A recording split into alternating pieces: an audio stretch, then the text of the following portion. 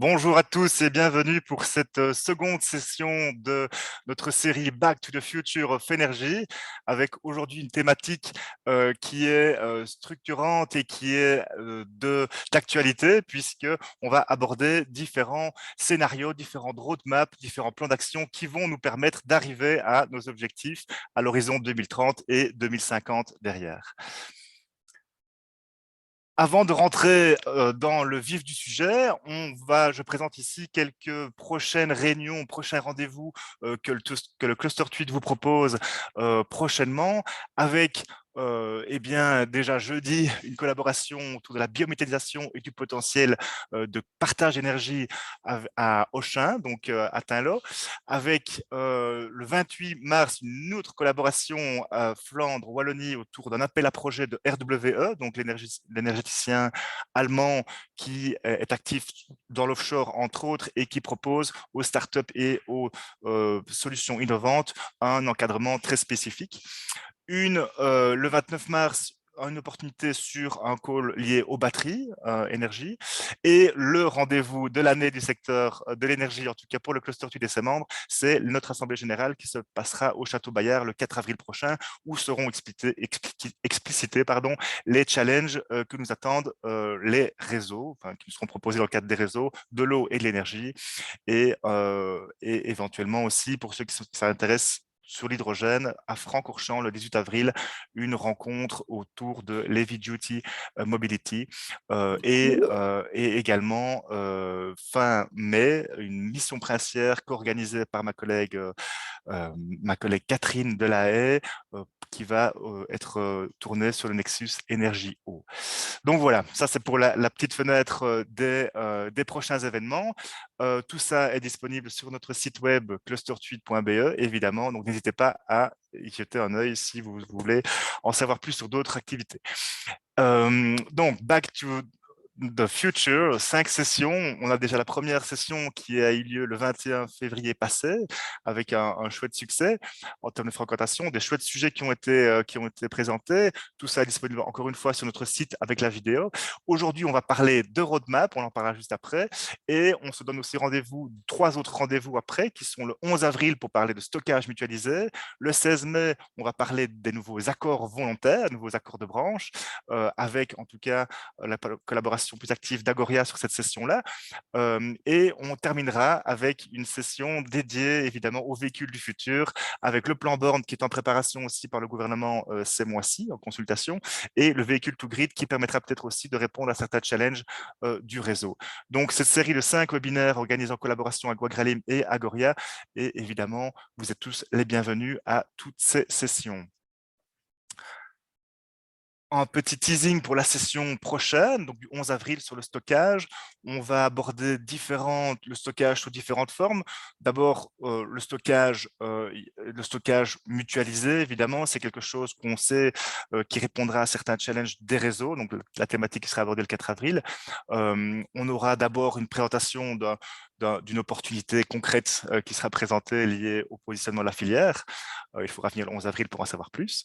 Les modèles de stockage collectif qui fonctionnent bien seront présentés par Pierre Bayard, le Managing Director de B-Store, et avec différents projets. Donc, il y a déjà Storlux qui fonctionne à Bastogne. Il y a d'autres projets de ce type-là qui pourront être aussi déployés ces prochains mois, ces prochaines années sur nos réseaux. On va parler de hub mobilité stockage avec John Cockerill qui fera un petit point sur d'autres solutions qui conviennent parfaitement aux besoins de certains industriels ou certains gestionnaires de bâtiments ou de flottes de mobilité. On parlera également, pour rentrer un peu plus dans l'innovation, de certains produits, nouvelles solutions de convertisseurs d'essai qui permettent une meilleure intégration du renouvelable en décès avec les batteries et la fourniture alors sur le réseau. Aujourd'hui, donc, on va parler de What's Going On in Flanders et en Wallonie, avec un premier teasing qui se fera par le cabinet du ministre de l'Énergie. On a, en gros, pour préciser très rapidement le scope, on a donc ici des challenges qui sont assez conséquents, des objectifs à atteindre qui sont assez ambitieux. On a réussi à atteindre nos objectifs 2020 dû à plusieurs raisons, mais donc en tout cas, on a réussi à les réaliser, donc c'est déjà encourageant. 2030, on va devoir activer, on va devoir augmenter encore le coefficient angulaire de la courbe, de la asymptote qu'on voit ici, pour arriver alors au résultat de moins 55% d'émissions tel que prévu par le PAS qui sera introduit par ici Aurélie dans quelques instants. Et 2050, évidemment, l'objectif c'est d'arriver à du net émission avec toute une série de solutions à mettre en place dont nous parlera Pieter Vingerhoets dans son plan, dans ces 3 scénarios fédéraux à l'horizon 2050. Donc, pour l'ordre du jour d'aujourd'hui, on va commencer par Aurélie Maréchal, donc, qui a une longue expérience de 11 ans à l'échelle européenne. Elle a travaillé pour le Parlement européen dans les matières de l'énergie et du climat. Elle a été directeur aussi de Green Energy Contest. Et elle est membre maintenant de l'AWEX, du board de l'AWEX, donc conseil d'administration de l'agence wallonne à l'exportation, et conseillère pour le cabinet du ministre Henry. C'est sous cette casquette-là qu'elle va nous parler aujourd'hui du PAS 2030 qui est tout près d'être publié à quelques heures près je pense, de la conférence de presse. Ensuite, nous donnerons le micro à Pieter Vingerhoets, expert énergie-climat au sein d'EnergyVille du VITO. Il a un PhD en nucléaire physics et a une expérience de 10 ans dans les smart grids. Et donc, il pourra, du coup, de sa vision, de son expérience, présenter les 3 scénarios de décarbonation sur lesquels ils ont travaillé ces derniers mois. Ensuite, on terminera, pour rentrer un peu plus dans le détail, par une présentation de Frederik Loeckx, donc le managing director de Flux 50, Flux 50, qui est le counterpart de Cluster Tweed en Flandre, à qui on collabore énormément sur les thématiques de l'énergie durable, évidemment.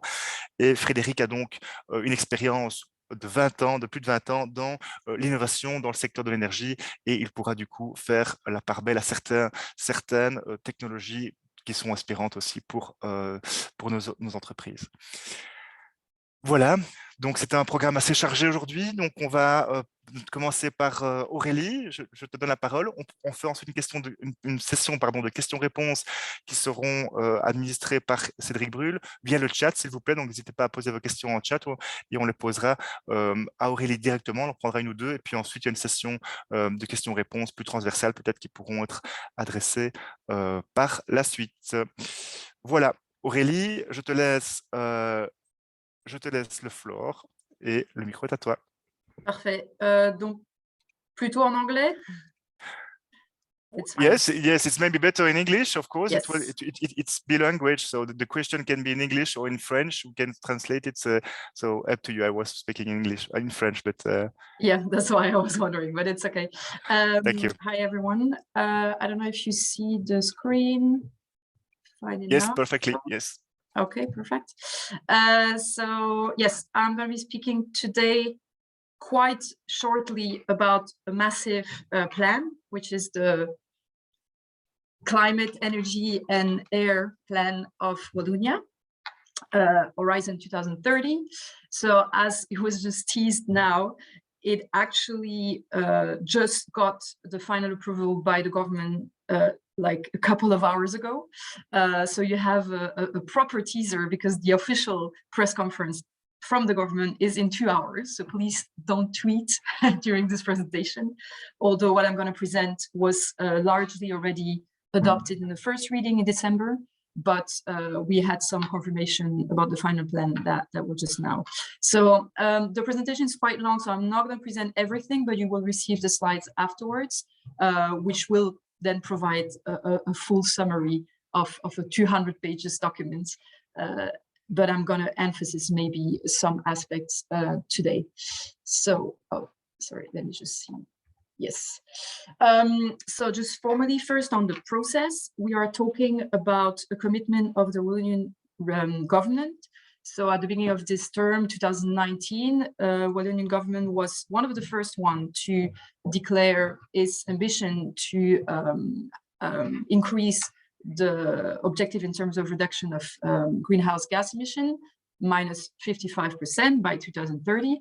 In the meantime, this became the shared objective of the EU with the climate law and now the Fit for 55 package, soon as well, the Brussels region has joined this objective, but this was definitely something that the Wallonian set for itself as a goal to improve during this term.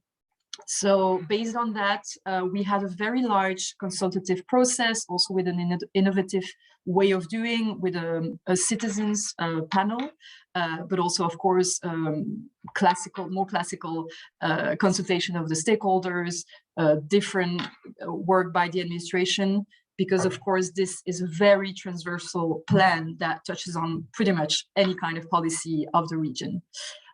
So this process was quite long, also due to COVID, of course. It was a little bit longer than expected, and it ended with the adoption of a text in first reading now in December 2022. And now in the past few months, we had a second consultation process to really submit the text to the stakeholders and refine some of the most challenging but very necessary policies that are contained in the plan. And so today we had the final adoption, knowing that this, as for the different region, this is also part then of the national climate plan that Belgium has to submit to the EU before the summer. So basically, the commitment was clear, the minus 55%, but this plan does, on the one hand, one thing, which is to go further in how those objectives are shared between the sectors, between the technologies, etc. And then on the other hand, it does define a bit more what is the roadmap, what are the steps, what are the policies to get to this ambition. So in terms of the objectives, well, this is not like the latest, but just a reminder that in terms of the greenhouse gas emission by sector, of course, the first emitters in Wallonia are from the industry. And then you have residential housing, which is the second biggest one. Transport second, then residential, and then agriculture. So that really is the main of the greenhouse gas emission. But for this plan, the government chose, sorry, this is a bit of a busy slide. The government chose to really focus on the sector that are not covered by the ETS system. So largely, mainly this plan covers so the second, from the second sector onwards, so transport, residential, agriculture, knowing that making the hypothesis that the industry and all the sectors that are submit to the ETS system will reach the goal that is set indicatively by the EU, which is around 61% reduction. So of course, this is not like two separate entities, because you have a lot of synergies between any effort you do in one sector, between, of course, also the dimension of renewable energy, energy efficiency, and greenhouse gas reduction that are all working together.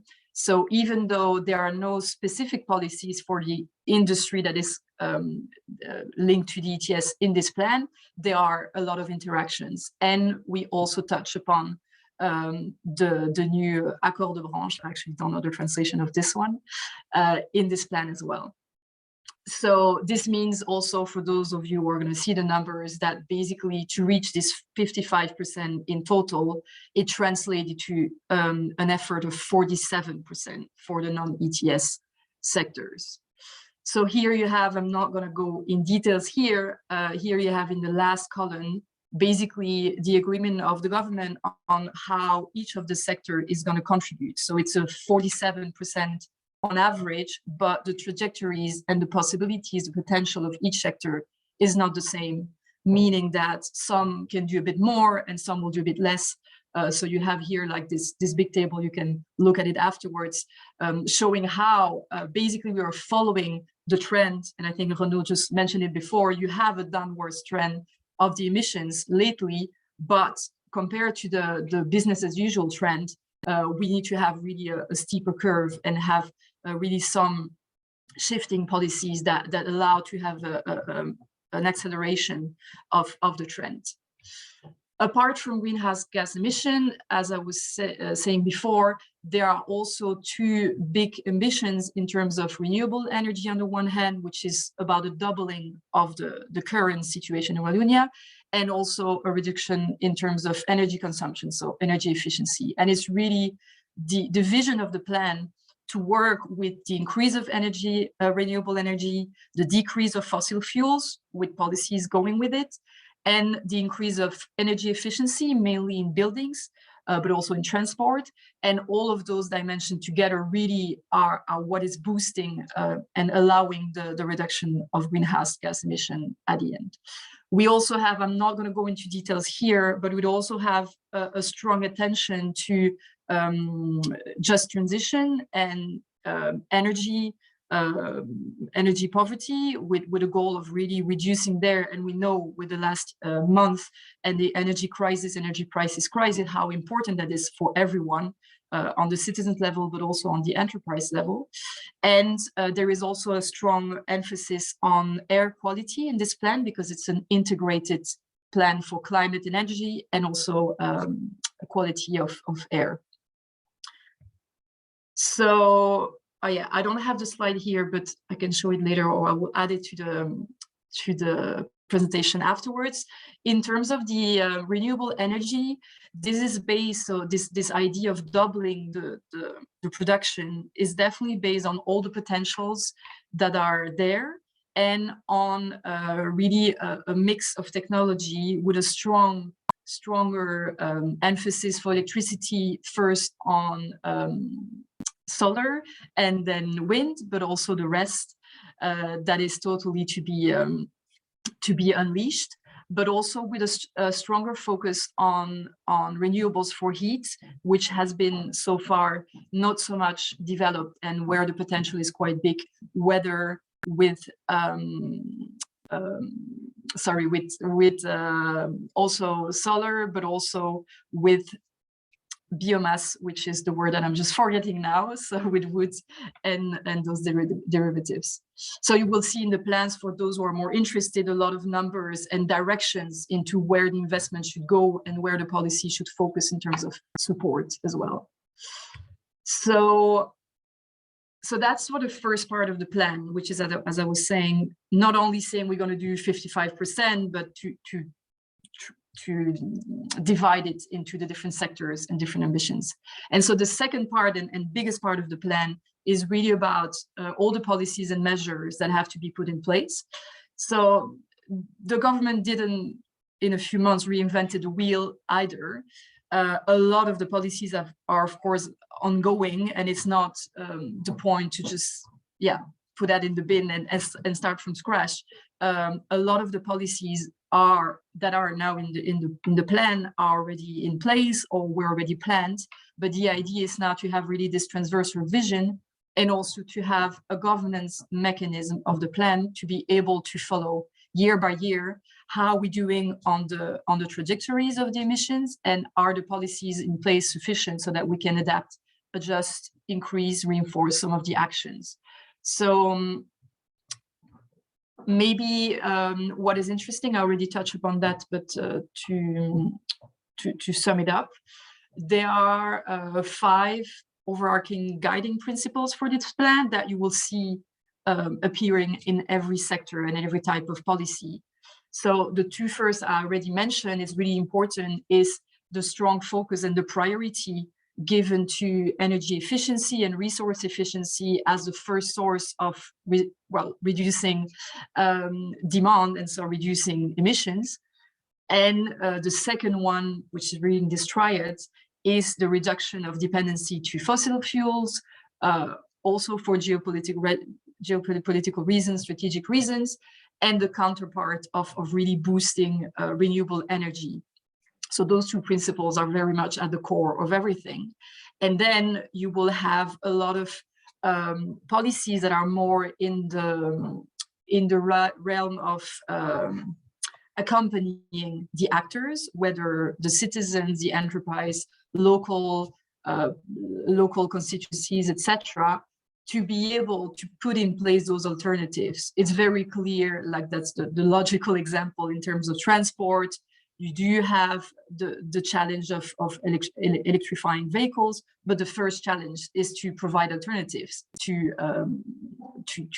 the current way of transport. So there you do need to have very, very strong investment in infrastructure, but also investments in change of habits, in incentivizing people and enterprise to change the way they move, the way they consume, etc. So this idea of creating this context that is really enabling for all the actors is what the government has set for itself as a role, as public power, to not only well, allow or not allow some stuff, but really to enable the practices. And we know that they are, whether from the private or the public or the non-profit sectors, there are a lot of initiatives that are going the right direction, but we do need a push to accelerate and to go further and to go faster, as well. The IPCC report once more showed no later than yesterday.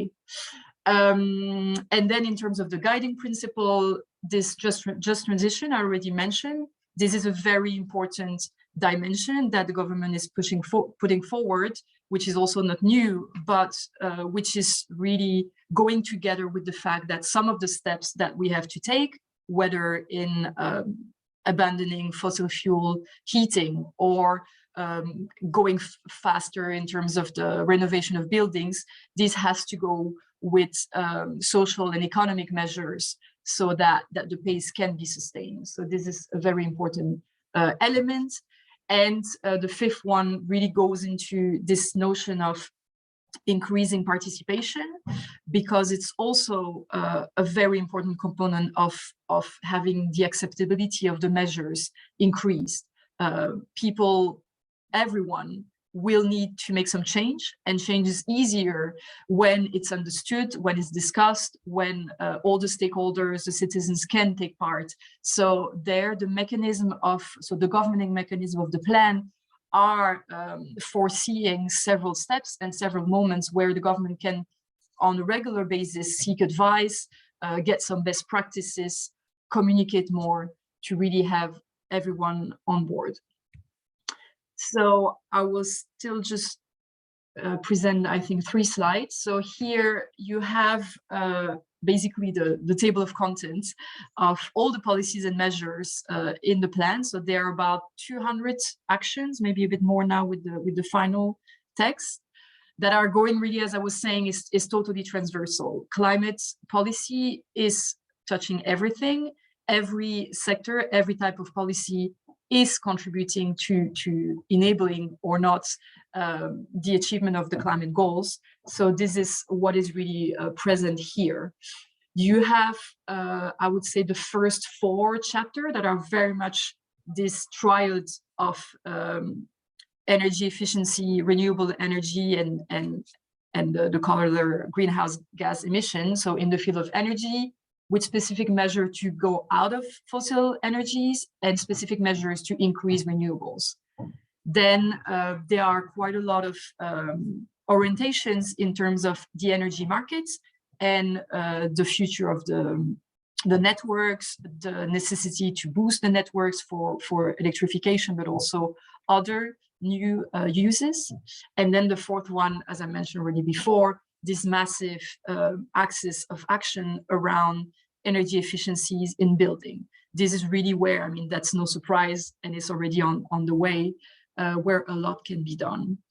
You have then a 5th topic, which is touching upon enterprises, even though, as I was saying, this is not the main part of the plan because we are focusing on non-ETS sector, but it does give the general principle of the future accord de branche. I really don't know that word in French, in English, but also to remind all the potential of circular economy, of the digital aspect also of that, and going towards some saving policies, so sobriety and those kind of sufficiency type of policies.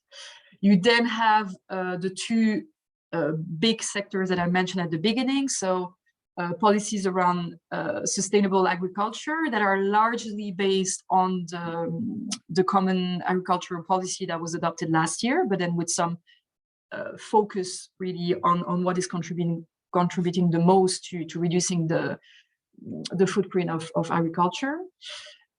Seventh chapter is also that is all the policies that are linked to transport and mobility, but also to what can be done to the infrastructure and to the landscape and the permits, etc. Beforehand. And then finally, the last three chapters are really, I would say, connecting everything with this notion of acceptability of the measures and how to bring about change and to bring everyone on board, collectively and individually. But also number 9 is very important, and I think I saw some people around the table that are coming from there, to really recognize the role of local entities in implementing the climate policies, because even though the regional level can frame a lot, there are a lot of policies that are going to happen and are already happening at the local level where we are closer to the citizens. And finally, as I was saying earlier, the quality of air, which is a dimension in itself of this plan and is connecting with really everything else. So I'll just show you, because I think this is probably the most challenging, but also the most, well, the new elements of this plan. First, regarding the planning of fossil fuel phasing out, and second, regarding the planning of renovation of buildings. So first of all, and those days are really the dates that are not official until 1 o'clock, where the government will announce them officially.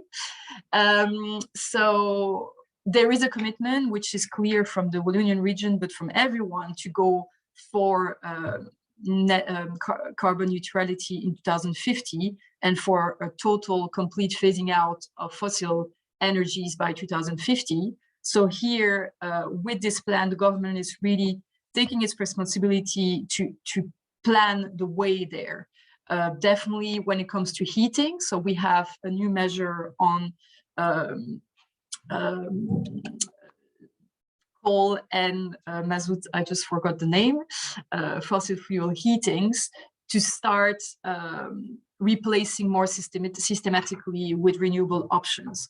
The longevity of a heating system is about 25 to 30 years. So in order to get to 2050 with a significant reduction of fossil fuel use in heating, it has to start as soon as possible. So that's why there is now an agreement, but it's a measure that already exists in Brussels and in Flanders in different ways, in new buildings to stop installing a fossil fuel heating system as of 2025. And in existing buildings, this will start as of 2026. But of course, we're not talking about going to people's house and taking out what they have, but to replace, when you replace, you have to go for a renewable system. There is also a plan, but this has to be fine-tuned in the coming weeks and months, to be having a similar type of planning when it comes to gas towards 2050, but it's a bit of a complex, of course, more complex issue, because we want to take into account all the possibilities of the new biofuels, hydrogen, etc., and how best deal with the network and its future use. So there are also then elements around hydrogens, CO2 capture, etc. And so I'm not going to go into those details. There's really a lot in this plan. I just want to show you, it's a lot of text as well. In terms of building, I think there you have a triad, which is very important, because we need to accelerate the energy efficiency of buildings. So there we are going now for a planning, a calendar with successive progressive steps, where from a certain date, people would need to reach a certain label, a certain energy efficiency standard.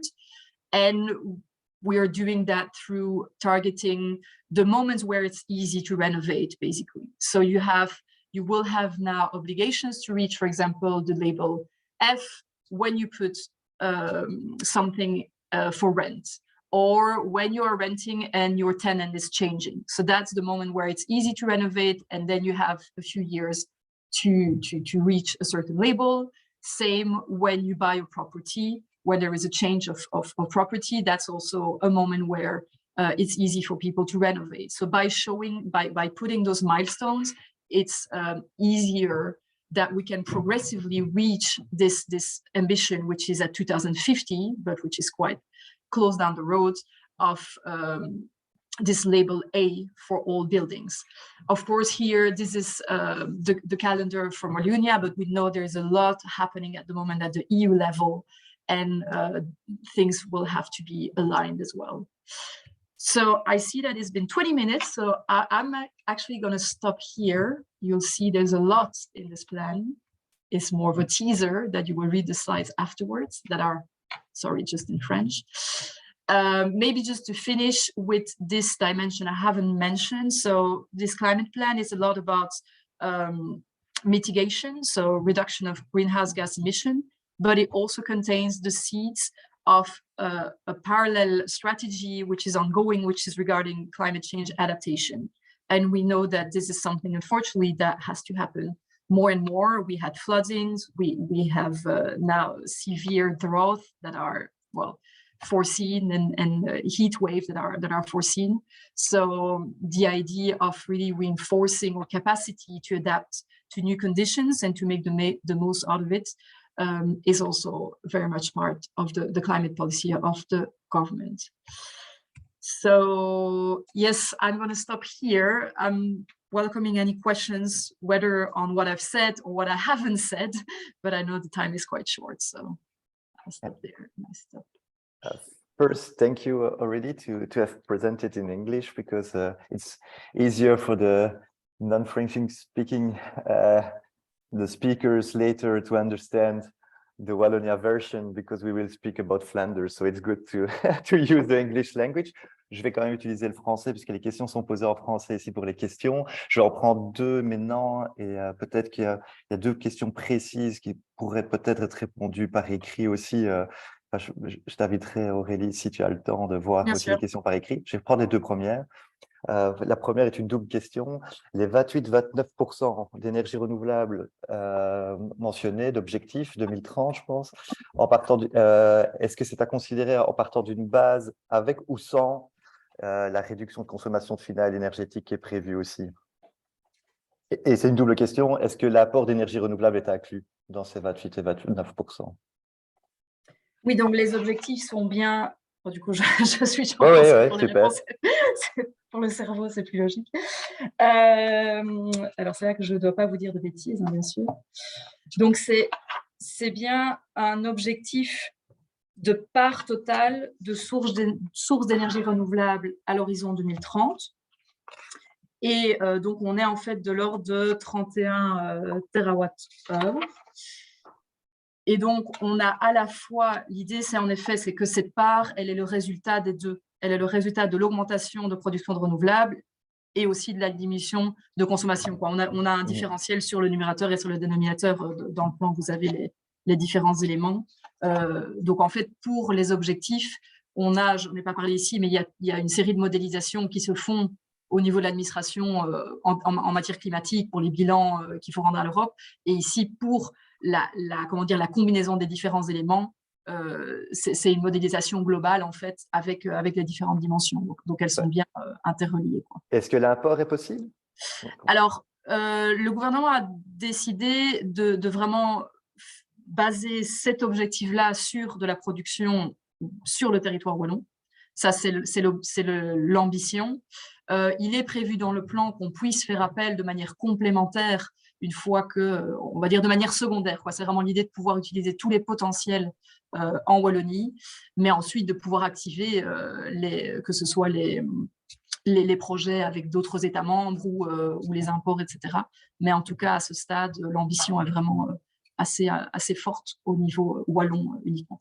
Ok. Et alors, je prends la deuxième question, parce qu'elle est aussi assez large et je pense qu'elle est importante aussi. Donc, on voit donc il y a pas mal d'acteurs qui sont des développeurs de projets ici, qui se battent tous les jours pour mettre de l'énergie renouvelable. Ils voient des difficultés tous les jours. Est-ce que, comment est-ce que dans le plan est prévu, on va dire, d'accélérer la motivation des communes à embrasser le PSE? Quels sont les objectifs là-dessus ou les next steps par rapport au secteur public, on va dire?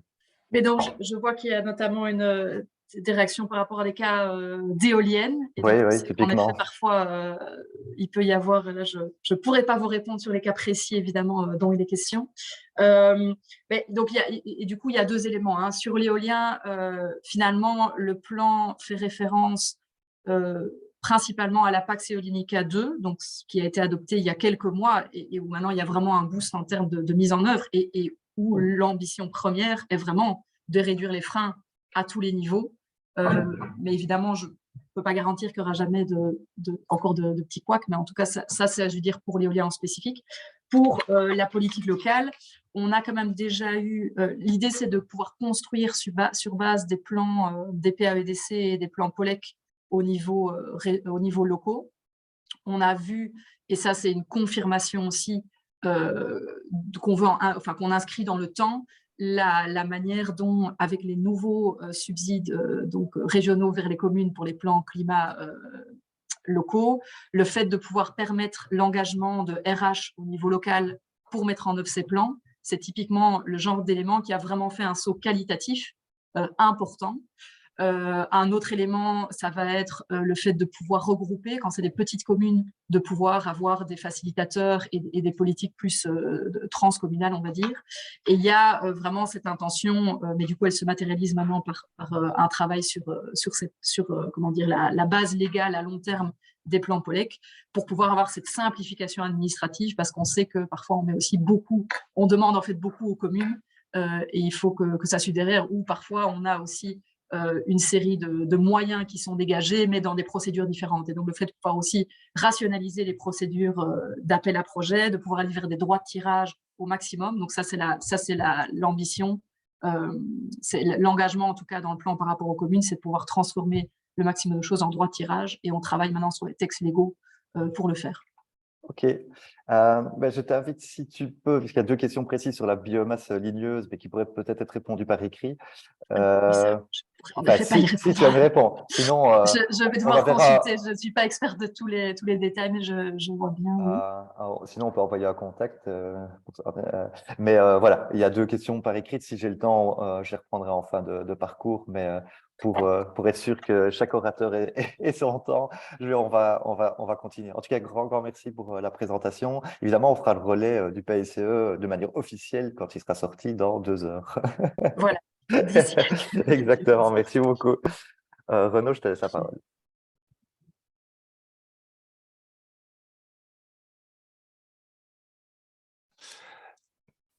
Merci Aurélie, sorry, j'étais en mute, pour cette annonce en primeur avec voilà, des objectifs qui sont aussi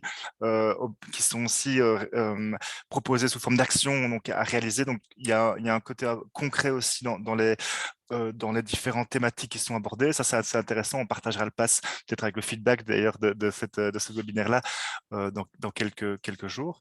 Maintenant, we will switch it back to the English, with Pieter Vingerhoets, who will speak about the study he participated to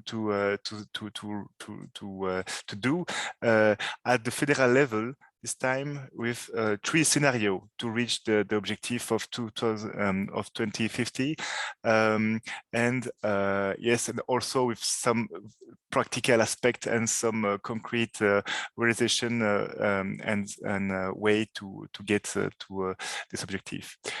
Peter, are you with us? Yes, I am with you. Voilà, thank you very much.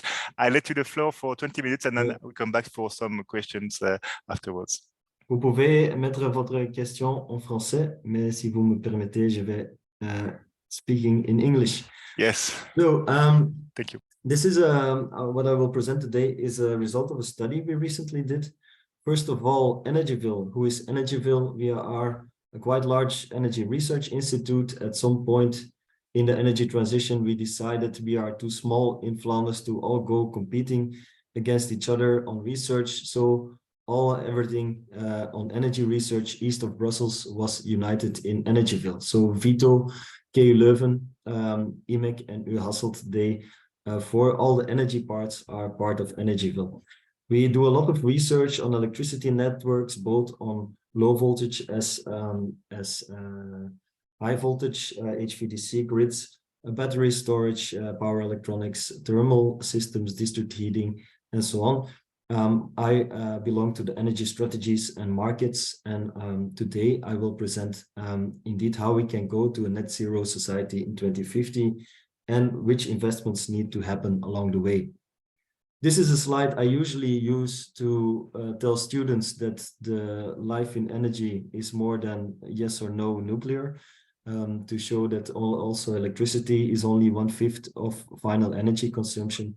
I will skip it for now because I think you are all aware of this and you are an expert audience. First of all, the model I am showing you today, it's the times model. What we do in this model is we include all processes, even implicit, the industrial processes, the most important are in the model. The transport is in the model. Renovation is endogenously modeled. So all these processes, what the society needs as a service, those are modeled, and different ways to achieve the net zero services of the society. What we do in this model is we have one big techno-economic optimization, including all energy carriers, including all processes, and you will end up not only with the 2050 image, but also the road to it, which investments need to happen at which point in the energy transition to reach the targets, the climate targets, in the most cost optimal way. So what I'm going to show you next is not a prediction of the future. It's not what will happen, but it's what, from a cost point of view, should happen to reach the targets in the most economically interesting way. In this, I think this is a bit what industrial processes are there. And I think it's interesting to mention, we work also in the Trilate project together with Elia and Fluxys, because their models, Elia, for example, they have a lot of detail on electricity, but it's an electricity only model. The same for Fluxys, they have a gas model, and they need our model to be the bridge between the two, because all the energy vectors are compared and together modeled. So I think that's a strength of this exercise, is that you have this really cross-sectoral and cross-energy vector modeling. Before we dive into results, it's worthwhile to speak about the assumptions we take in our models. Of course, you cannot just calculate, push a button, and then assume 2050 pathways come out like that. You need to make assumptions. Nobody knows how the world will evolve. 30 years ago, it was a very different era than now. So in the central scenario, we took sensible assumptions, what we think are quite reasonable assumptions. Important to note is in what follows, we assumed that the industrial product demand will be stable. And this is an external assumption. We did not assume that industry might be moving to regions with more potential for a renewable generation. However, this is very much possible that steel and some base chemicals will suffer from competition and relocate to other parts in the world. We, in this study, assumed that they are staying here, and we calculated what is needed in terms of energy infrastructure to keep this industry here. Then we had the technical potential of PV and wind calculated by GIS-based models. And as I showed you, we have all kinds of processes that are inside of the model. In a second scenario, we took the central scenario, but we were a bit more optimistic on the electricity side.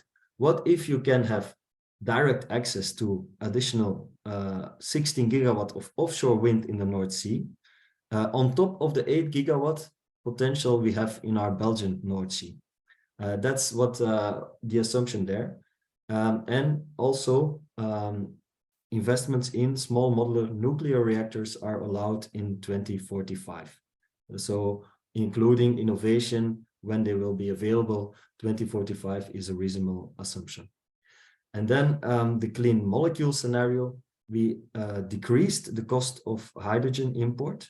There's still different studies that compare hydrogen import, and we assumed a very cheap hydrogen import. However, we limited the access of CO2 storage to 5 megaton per year. Why? Because Belgium does not have locations in the North Sea to store CO2, so we limited this to 5 megaton. So the results, and I think this will not surprise you, the final energy demand decreases by a third, while the electricity demand more than doubles. And this is still without the international bunkers. So we modeled the scope 1 and 2 emissions of Belgium, not yet the international fuels. They are in the model, but the exercise here was the Belgian emissions. So here it's electricity demand more than doubles, even without considering electricity for bunkering fuels. And what also is very much a bit of a surprise to us, even with the cheap hydrogen that is offered in the hydrogen scenario, you see in the industry a very large electrification across all sectors. So electrification seems to beat hydrogen pathways in when comparing the economic efficiency. Then residential and commercial sector. We saw a lot of electrification also there, where in 2050 we didn't see a need for a gas distribution network anymore. So all low temperature heat was efficiently done with heat pumps. There's no, our model didn't choose to have biogas or biomethane to the distributed to heating. These biofuels, they preferably go to industry or a bit electricity production in times of low wind and solar. So that's how 2050 looks, very electric, in combination with district heating at locations where waste heat is available. District heating can be a very valuable option. Also from a logistic perspective, it allows you to valorize waste heat sources and that otherwise would have been lost. An extra word on this district heating and this potential for district heating. In fact, we made very much detailed calculations, not with this model, but in other models. This is an example of the warmtekaart in Dutch, the heating map in Flanders, where we mapped out all the locations with industry, their heating demand, and also for the smaller, the residential consumers, they are in the street segments.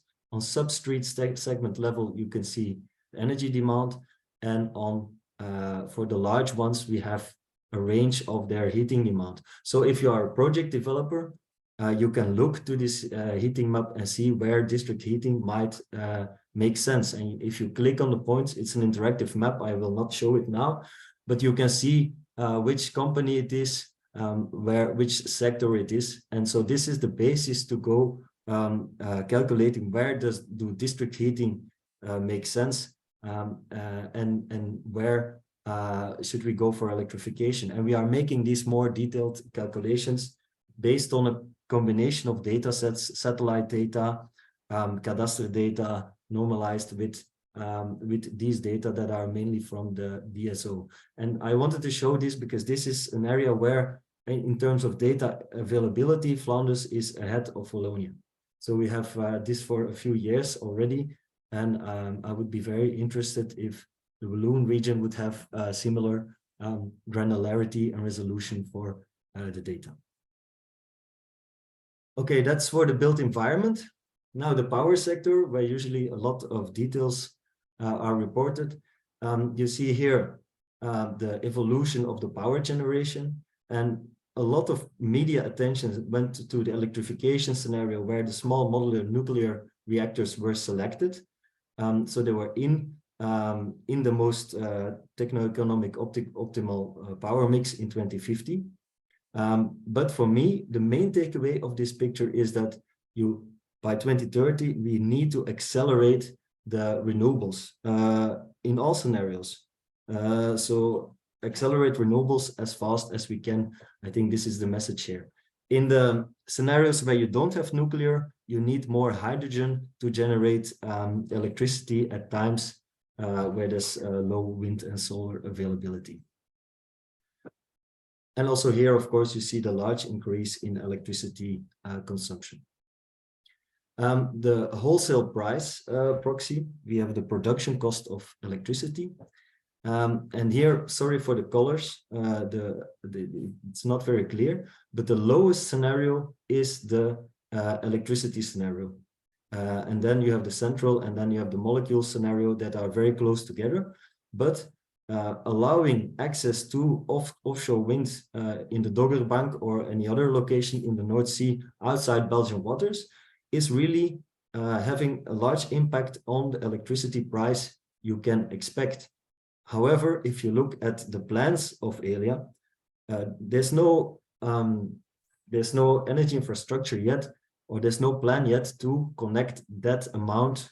16 gigawatt is really a lot of electricity and get it into the country. So I think that's a very strong message. Do we want as a society to accommodate energy transmission infrastructure?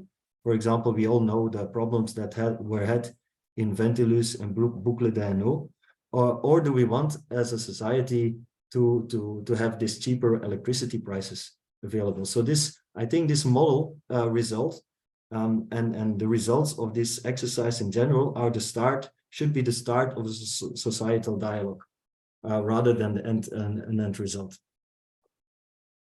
So that's for the electricity costs. For industry, also here we did see a very large electrification in all scenarios. A little bit more hydrogen in the steel sector, but a lot of electricity.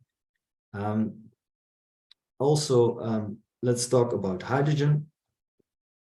And I think this is a result that is techno-economic optimization.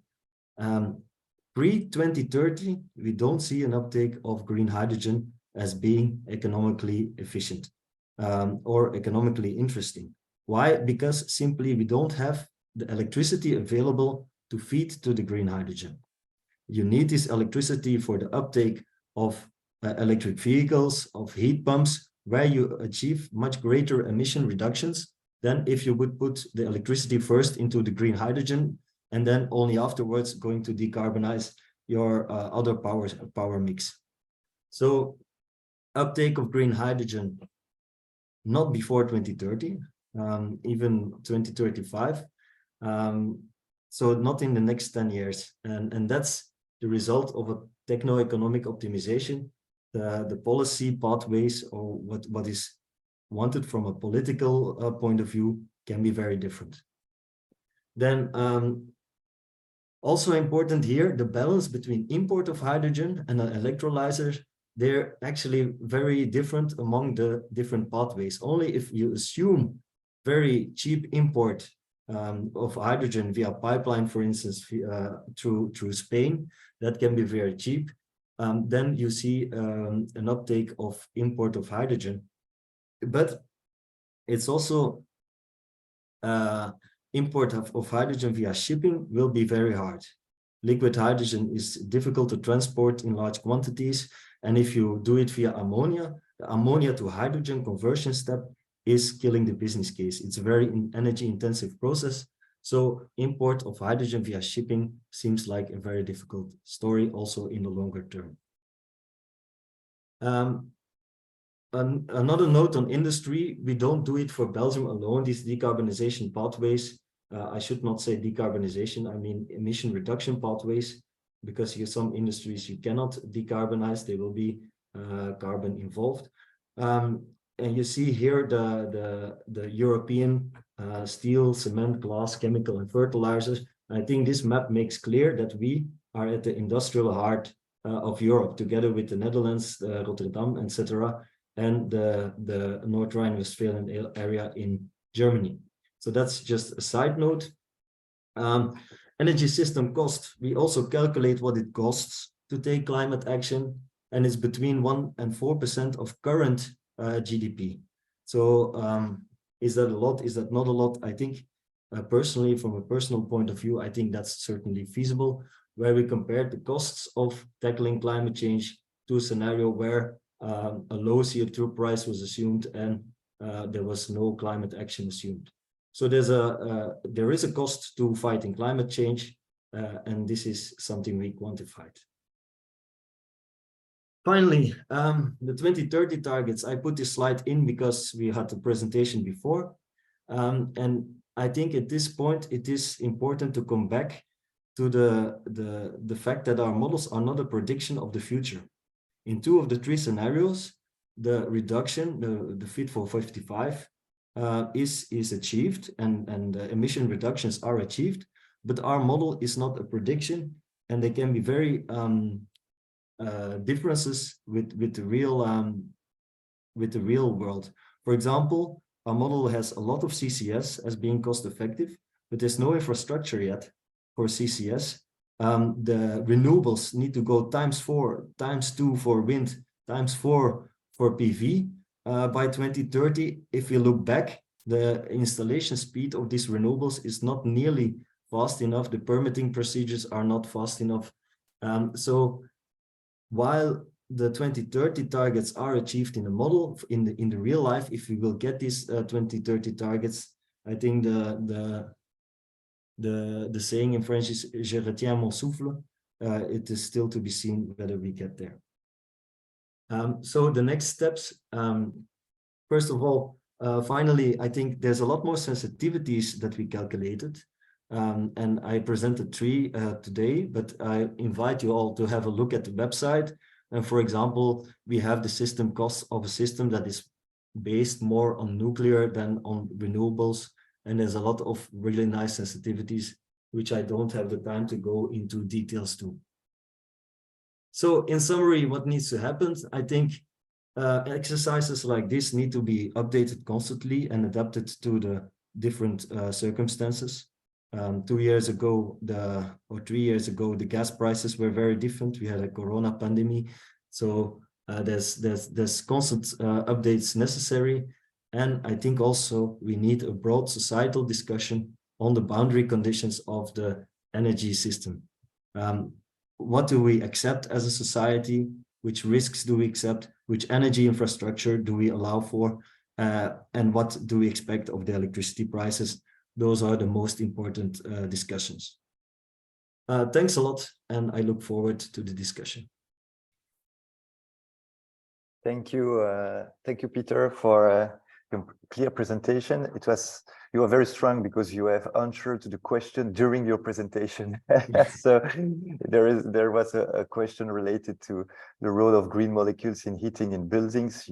We have seen that there's another part for the green molecules more related to industries and not really for the heating and buildings, if I can sum up. And there was a question about the possibility to use your tools or your work with some sensitivity analysis. You have shown that yes, there is a lot of possibilities over there. So I think you have quite answered the 2 questions over there. So really thank you for that. And for the tools, can we use in fact the tools and to make our own analysis, or it's your own tool and you are making the sensitivity analysis, or it's more a tool that could be used by other players? There is it's not open source yet. Of course, the code can be downloaded, all the inputs and outputs can be downloaded, but it's quite a steep learning curve. It's not a fact of I take a day off and I learn familiarize myself with the code, because there's thousands of processes inside, and we compare the entire energy system, and you can do sensitivities. We wanted actually to make this publicly available to the audience, but we lost that tender in Flanders. So it can be done, but it's not yet done because also making the model available is quite energy intensive, and it's you need an expert view on the energy system and also some modeling experience. So we have been thinking about making a easy to use tool, but it costs quite some effort to build in front of the model, build a user interface that can guide you through the scenarios. But it's one of the directions that we still want to explore in the future. Okay. Our next General Assembly, we will have the chance to have the grid operator like Aurélie Loeckx that will present the long-term energy infrastructure that I seeking. So it's clearly interesting to see you have quite clear views about what could be the best way to achieve. And when we see the different, let's say, roadmaps of these players, not are at all aligned, or so it's clear that the discussion between these players and even for the SMEs that could be the subcontractors for them is very important. So thank you for the information that you have shared. If you want more info, please just send me an email and I will be happy to discuss further. Yeah, a last question. Do you see, you have shown the place of hydrogen that you foreseen not before 30 for let's say a big production here in Belgium, but the place of the storage in your scenario, what place does it take? It's more battery related. You are using a lot of storage devices for the flexibility. Yes, there's a lot of batteries. I have to look up, sorry, I don't know this number by heart. There's a lot of flexibility as well. Flexibility, the value of flexibility is going up. So it's a combination of demand response and batteries, and then hydrogen. But in fact, it could be any molecule that is used for the strategic reserve, for the really weak storage. Obviously, you want to cycle batteries as much as possible to get the economic value out of them. You will not bridge 2 weak Dunkelflaute with batteries. So for that, we use hydrogen. Whether it will be hydrogen stored in salt caverns, or you have a part of the backup as ammonia stored in tanks and then converted to hydrogen when it's needed for in hydrogen power plants. These are still options that can be that are still open, I think. Okay, so it will be the next topic of our webinar. So thank you for your comments. Renaud? Yes, thank you, Peter. It was very interesting, and maybe in continuation also with the previous presentation. And I think that Frederik Loeckx will also try to propose some effective solution to get to this objective and the way to realize kind of this scenario. So Frederik Loeckx from Volkswagen, I will let you the floor.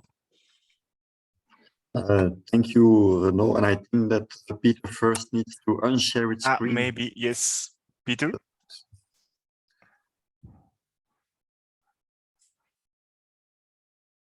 Thank you. Okay. So let's start sharing. And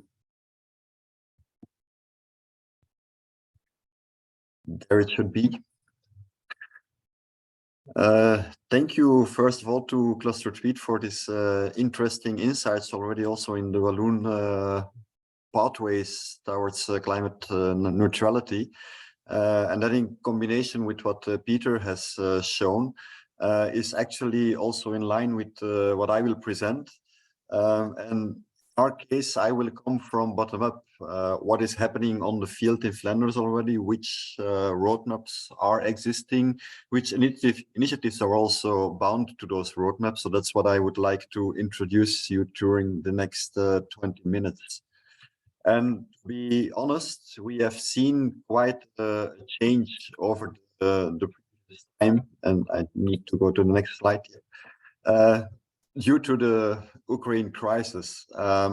When I look back at only 2 years ago, and I was talking to all of those other sectors that were mentioned by Aurélie in the first presentation, whether it was industry, buildings, or whatsoever, I always got a response that energy is the least of our problems. We are busy with plastics, we are busy with everything, but not with energy. I don't have any mandate to do something on energy.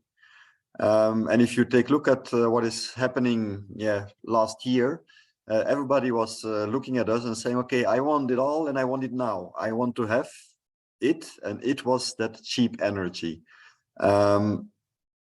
So in a sudden, there was an entire strive for that cheap energy, and it would be CO2 neutral. That was also coming handy.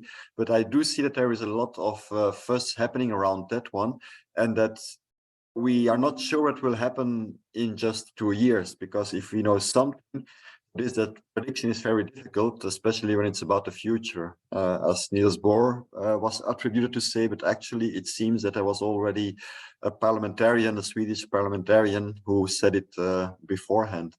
So what we are actually very keen on exploring together with you is what the dynamics will be of industry, what the dynamics will be of all the citizens when the cost of energy is going down again, as it is now.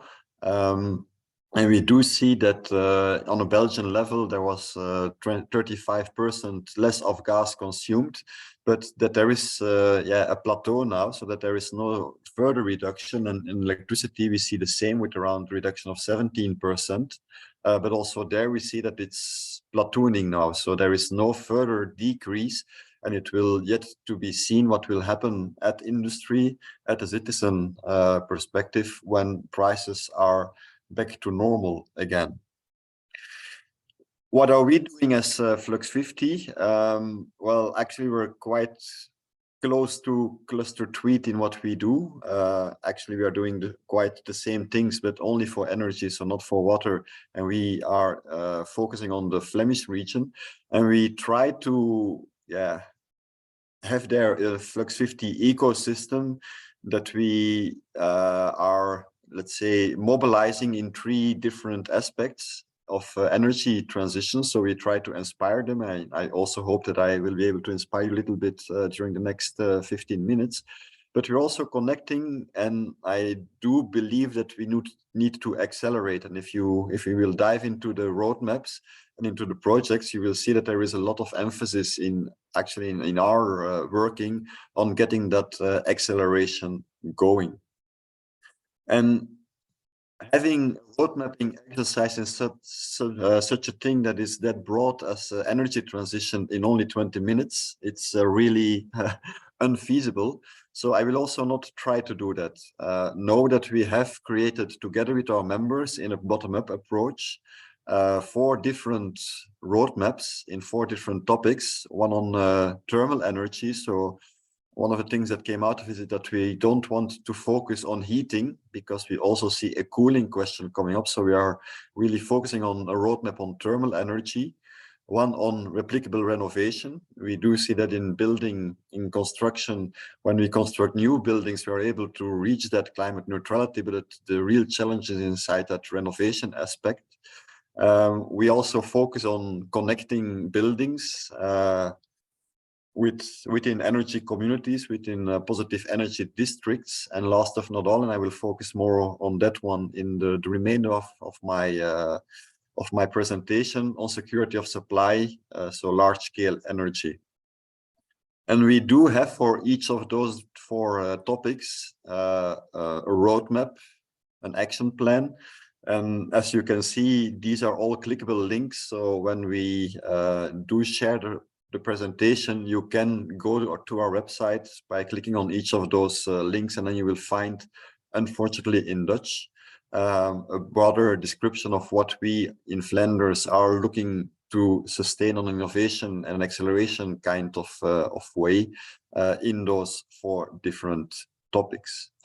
But when I dive more into the security of supply aspect, and my excuses here for the Flemish language, but yeah, the roadmap was made for the Flemish companies, so this is the only one that will be in Flemish, and it's artwork, so translating it into French or English, I started with it, but yeah, all the nice things were gone, so I didn't go through with it.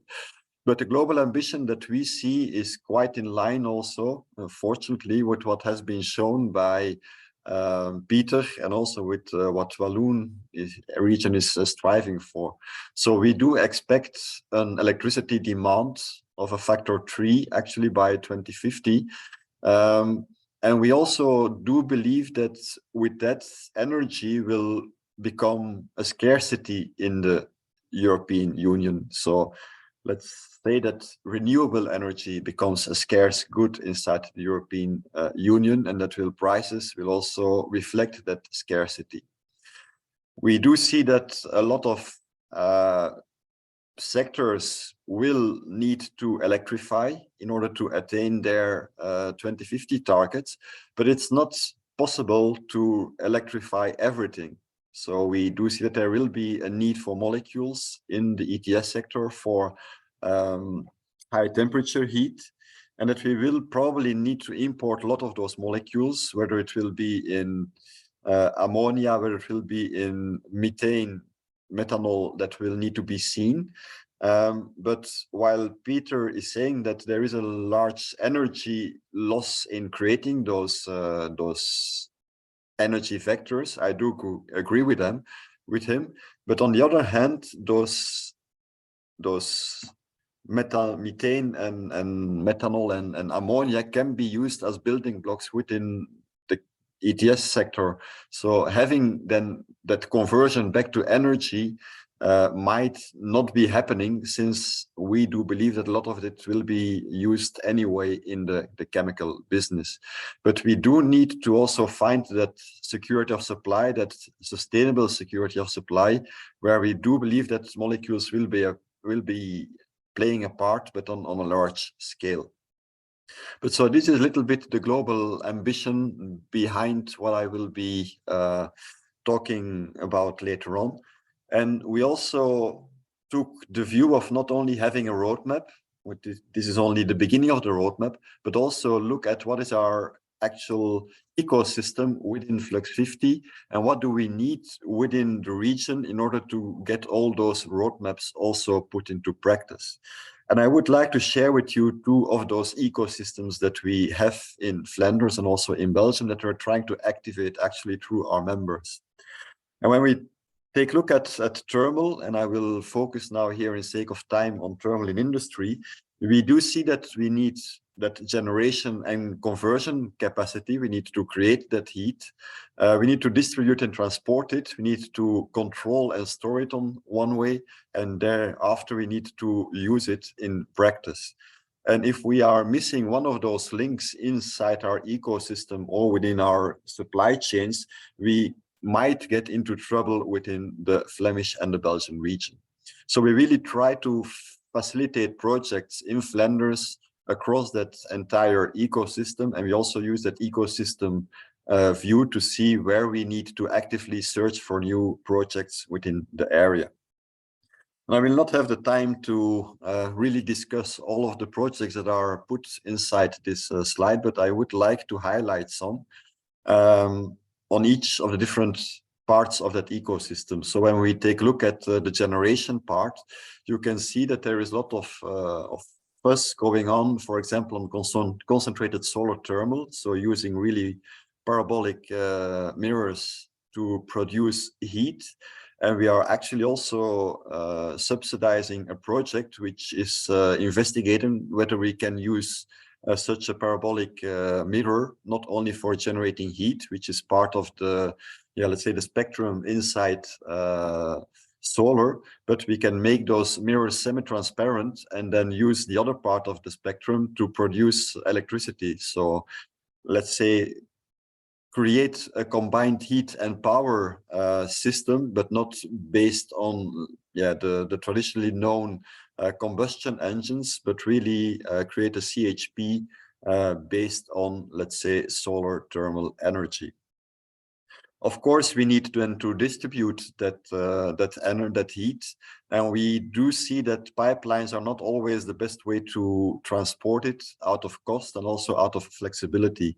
So a second project that I can highlight is the one on shipping heat, and we are having there 2 different projects going on. One is shipping heat at low temperature, so between 30 and 100 degrees, and one which is more in research phase to ship heat at high temperature, so let's say 500 degrees using PCMs.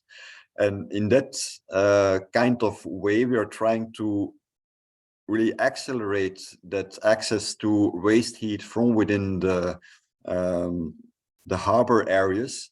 And yeah, some people that read the Flemish newspapers, they know that in Antwerp they are speaking about a steamer. So that's actually this boat that would connect then this ship that would connect the harbor in Antwerp with a new developed area, Antwerp South, where they are having a heat network that is still powered by a CHP. And on the other hand, when you speak to the Ghent area, you will hear them talking about the thermos flask. So there they are trying to also use this concept to really have the heat transported from the ArcelorMittal to the high temperature network powered by at this moment by CHPs located near Ghent Damport. The next step is then to control and store that heat, and we facilitated a feasibility study, I think 3 years ago, on the conversion of steam networks into lower temperature networks. And we're very happy to see that, amongst others, due to that cost of electricity, of heat and of gas going up, that some of those sites actually are really putting into reality that kind of learnings from that feasibility study. And we are there now facilitating a real process change of 2 of those sites. And then we're talking about 120 million and above investments that need to be done. So the feasibility was quite low in price, to call it like that. But you do see that when we really want to change processes and that we really want to have a durable, sustainable heat generation in industrial processes, and in both cases that are not non-ETS processes, that it does require considerable investments from within the companies.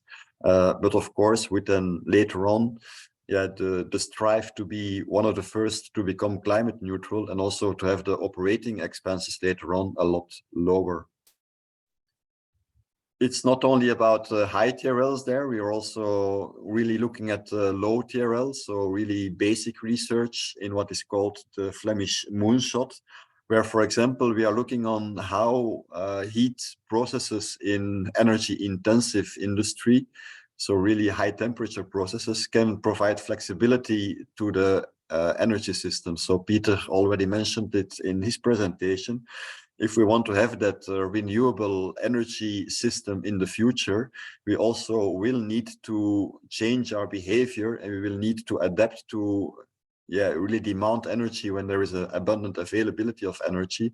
So flexibility is also something that is being looked upon at low TRL, so really strategic basic research in ETS, down to really already feasibility practice living labs when it comes to residential flexibility. One of those cases where we actually are tapping into residential, or let's say less low temperature heat flexibility, is at De Zaat. De Zaat is a business complex in Opwijk, which is the first one in Belgium that we know of that there's no connection anymore to the gas network in order to create their heat demand. And I want to mention that that project here, because actually the technological component into that project was very limited, but it's actually looking on how can we use our creativity to really use heat pumps to distribute heat within the existing legislation and within the existing, let's say, business cases in order to have a sustainable way. So the creativity in that project was not that much on technology, but was really in creating very creative business cases and investigating what was possible within the existing Flemish and Belgium framework. In the sake of time, I will not go into more detail on that one, but we do have also such a roadmap on security of supply, where we have a different ecosystem, where we have different projects, where we again are looking at the generation, offshore wind, but also floating PV, in which you also can see that in the Flemish region, we have kind of a strange view on what is floating. So we have floating PV on lakes in the inland area, but when we look at floating PV in offshore areas, the tidal was becoming quite a problem. So the floating PV, when you hear about floating PV tried out at offshore, you can see that it will be mounted on pillars and is kind of offshore, but in my belief, not really floating. We did also facilitate the hydrogen import study. If we need to import hydrogen, where will it come from? What is the best way to import it? In which is it really hydrogen? Is it methanol? Is it ammonia? And we are now building on that H2 import feasibility study to get those supply chain also put into place. So there will be a first ammonia, let's say, docking facility realized in the near future. And what is near future? You need to look there at infrastructure. So near is within a decade. But it's something that is really started with in order to investigate and to construct such a docking station for ammonia in the Flemish region. We are looking on, let's say, also basic research on how to store hydrogen inside what is called glatrates, so inside water, in a supercritical way. And we're also looking further on in distribution and transport storage with international projects like STEPS, sustainable storage systems in Northwest Europe, if I'm not mistaken, and on how can we make our distribution system, our transmission system, so the real electricity system, how can we make that more, let's say, adapt to that flexible needs, and how can we digitalize those substations in order to make them more flexible, more controllable. So these are kind of projects that are actually going on within the Flemish region, where we really want to have that bottom-up push also, together with that top-down analysis made on a larger scale from, let's say, the research institutes such as Pieter has shown, and that we really want to show by those two ways to the political world that transition is also possible, so that they can really be quite, let's say, optimistic in their plans. If we take a look at the higher TRL, so not an innovation anymore, but really what is going on in Flanders at this moment, we don't have any plan yet actually across all the different departments within Flanders, but we do see that within each of the political departments in Flanders there is something going on. And one of the things when it comes to non-ETS sector, what that we see happening, driven by the Ministry of Economy, is the green project. So at this moment there is around 150-200 million euros made available for greenifying heat. So if you have a project, in an industrial project in which you want to use a heat pump, or you want to use, for example, hydrogen inside a CHP kind of thing, you can have quite easily subsidies up to 1 million euro. And if you have a bigger project, just like the ones that I was hinting for before, that 120 million euro, there is strategic ecology support in order to really try to get all that technology also used into practice.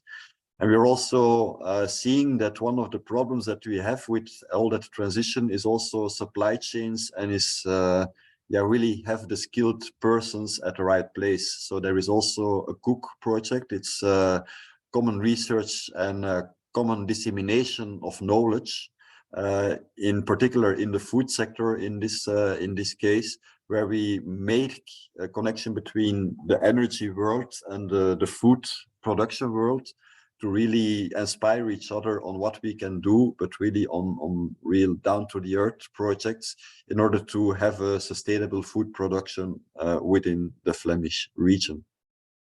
This exists for the non-ETS sector. Same thing is being set up for the ETS, so for the energy intensive sector, where out of the Moonshot research project, we now have another, let's say, group looking at how do we do the transition within what is called the climate sprong. It's difficult to translate in English. And where we have 4 different groups looking on how will we tackle that problem. We are looking at transition instruments. So let's say, how do we finance the transition, the sustainable transition of that ETS sector? Because there the investments are even higher, where we are also looking more and more into the European frameworks. There is a group looking at infrastructure. So what will we need on infrastructure level? There is one looking at innovation, and then Pieter already hinted that there was another energy study being started up in the Flemish region. So the energy part in that ETS, let's say in that ETS strive to sustainability is actually that energy study, which is, I don't know to who it's granted. I think it's Climate and UGent and VUB consortium.